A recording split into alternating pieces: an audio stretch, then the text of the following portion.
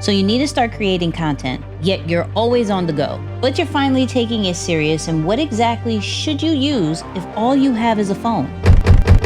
What's poppin', what's poppin', what's poppin'? Now don't sleep on your phone, because you already spent over $1,000 on the latest models, which is more than some of these starter DSLR cameras. I've traveled countless of times with just this, my phone. I actually hate carrying my camera. It's bulky. I'm scared that it's going to break. So I kind of leave that to Isaiah for that. Shout out to Isaiah, because he's actually editing this video right now, and he always comes around with me to shoot the videos.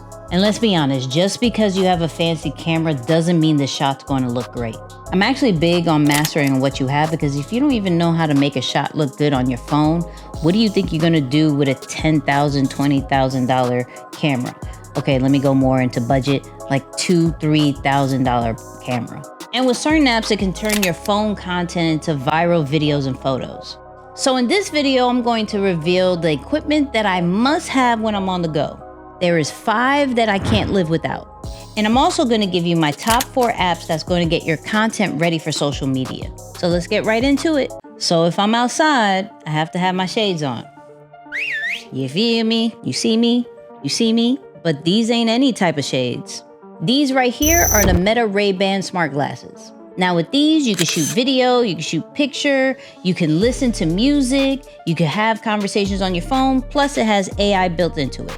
To be honest with you, can I be completely honest with you? I really hate taking out my phone and being like this. I don't know, call it like self-conscious or something. I feel like I'm the only one that has their phone out, or I just didn't want to be a typical person that has their phone out. So with the glasses, I'm able to like shoot it real quick, and it either is taking the picture or the video, and no one really knows about it. So I can have conversations, boom, show that. Now, granted, you don't ever hear the audio. This is all for B-roll purposes. But the quality isn't that bad. Now, is it the super greatest? No, I'm not gonna lie. But when we're talking about creating videos, I think this is really good for B-roll, POV kind of status. And then of course, for like your stories or quick carousels. I actually want to grab another one, because this is like, I want to use it for the inside. So I may get the clear ones, but I love these. I did a full video on this when it first came out, so I'll put this in the top of the screen so you can click on that.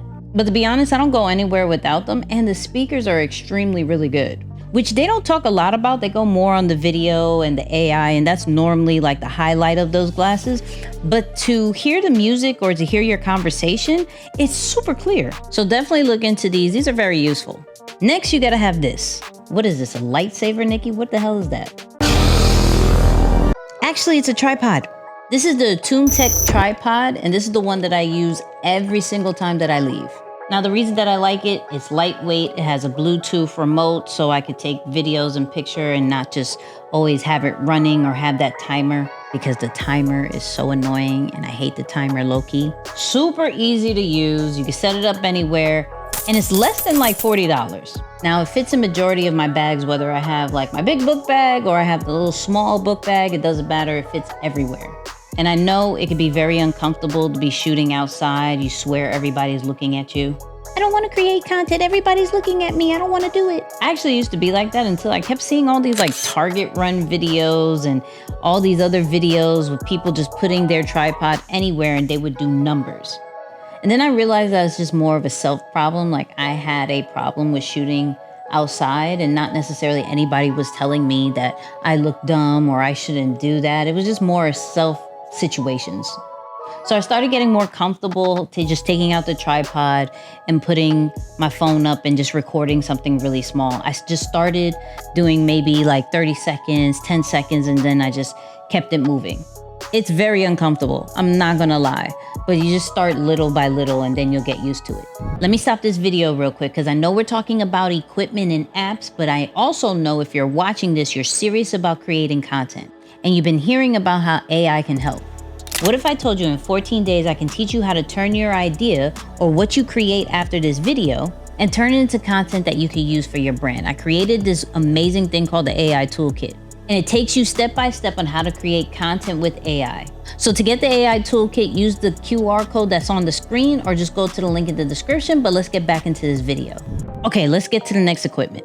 So the next one is this. Well, actually what's inside of it, which is the DJI Mic 2, okay? They're really cute. You see that? You see it? You see it? So as you can see, it comes with 2 mics and a receiver. And as an add-on, I used a lavalier mic. It sounds way better than just using just the mic by itself. And plus, I didn't like how bulky everybody has this. Sometimes you gotta use it that way, but if I can avoid it, I'd rather just use the mic and clip it. Now, audio is extremely important in a video. We will turn the video off if the audio is trash. The video could look trash, but the audio is great. We still may listen to it. But if the audio is trash, it's a wrap. And I'm sorry, these phone mics, they suck. They really do. Especially if you're trying to go like from a far distance, you're going to need a wireless mic. So I use the DJI Mic 2 with the lavalier mic. Now, I'll be honest with you, out the box, the audio sucks. I had to change some settings that maybe we could talk about another time, or I may just link a better video for that. But there's just some settings that you gotta mess with. I know one is the low pass. Turn that off, please, immediately. But once you figure out the settings, it's such an amazing mic to use with your phone. Now, it does have a receiver, but if you're just using one of the mics, you can just Bluetooth it straight to your phone. But if it's you and somebody else, I would say put that transmitter on your phone. It hooks up very easily and has all the connections for whatever phone that you have, and then use the 2 mics. But let's get into my next go-to. Now let's get into lighting, because we're not always gonna get blessed with natural God light. And when I'm in the hotel room, we all know that lighting is trasho. So I bring 1 or 2 of these, which is the Aputure ALMC lights. Super small, lightweight, within budget, and they change different colors from like red, white, blue. That sounded like the American flag, but you get the point. And the reason why I say I carry 1 or 2 of them, because maybe I need something right in front of me, and then I may need some accent lights in the back of me. So they're really good on the go, whether you're in your hotel room or in another room. Now, my last equipment that I use on the go before I get into the apps is this thing. This is a DJI Gimbal. I think this one is like the OM5, and they have latest ones. They all do the same thing. I ain't gonna hold you. Especially if I want to shoot things that are around me, or if I'm at an event and I want that stable shot, I'm going to grab the gimbal. I sometimes have shaky hands. I don't know about you. And so with the gimbal, it allows me to have those smooth shots, whether I'm going left or right, up and down, straight forward. I'm gonna have a very smooth shot. Plus, it can act like a tripod, like a small tripod, because it has like this handle that kind of goes like this. So I can put my phone there and it just holds it for me when I'm not using it on the go. Now let's get into these apps, because you shot all this content, but now you have to get it ready for social media or something just shareable that you want to send to people.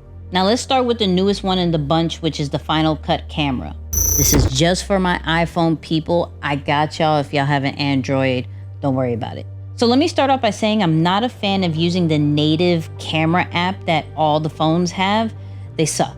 You have hardly any type of manual control of it. So with this one, you have way more manual control. Everything from the white balance, exposure, 4K, 1080, frames per second, you name it, you can manually change it just like a DSLR camera. The really cool feature that it has is the multi-camera control, where if you have an iPad or another iPhone, you can control all those cameras with that one app. So it's like a switcher, and it's really dope. The second app that I want to bring up is CapCut. You know I love me some CapCut. CapCut is probably one of my favorites. You can do everything with CapCut. You can do templates, you could do teleprompter, you could do captions, you could do remove the background, auto cut, translations. It does it all. Everything that you're going to need to edit your videos, you could do that with CapCut. When I'm on the go, I actually love using the CapCut templates because it's easy. Pick your videos and pictures and kind of just upload them. And it has all the different transitions, the light leaks, the different animations all in one, and I don't have to figure that out. It's just a really good all-in-one video editor, and it has some AI features as well that I love, like the video scripts and some of the avatars that they have in there. They're now starting to have AI translations. It's just an overall great app.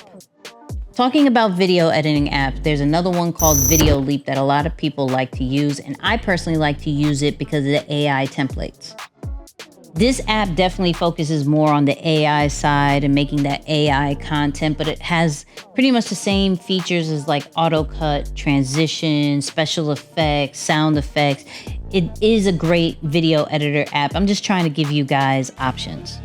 And the last one is actually a photo editing app, which is Lightroom. And I use it a lot, but also Isaiah loves to use it and has been showing a lot of people inside of Deeper Than the Brand. It's the best. Love it. But I'm a fan of taking photos from your phone and making it look like it got shot from a DSLR camera. And Lightroom allows you to do that with some of the manual controls and even some of the LUTs that it gives you or that you can upload. So some of the recent photos that you've seen of me on Instagram has probably been shot by Isaiah, and he uses Lightroom to do all that. So that's not a special photo editor, that's just Isaiah. So that's what I use when I'm on the go. And I keep it very simple because I'm not trying to lug every single thing around. You may see these cameras and lights and everything like that. I have a teleprompter as well, but I'm not lugging that when I'm on the go. Some of your favorite videos that are on Instagram, TikTok, even YouTube is shot with some of the things that we talked about today. Everything I mentioned, the links are in the description, so I got you so you don't have to kind of do it manually. But which one are you going to use first or look more into? Drop that in the comments. But don't go yet. Here's another video that's going to improve your content.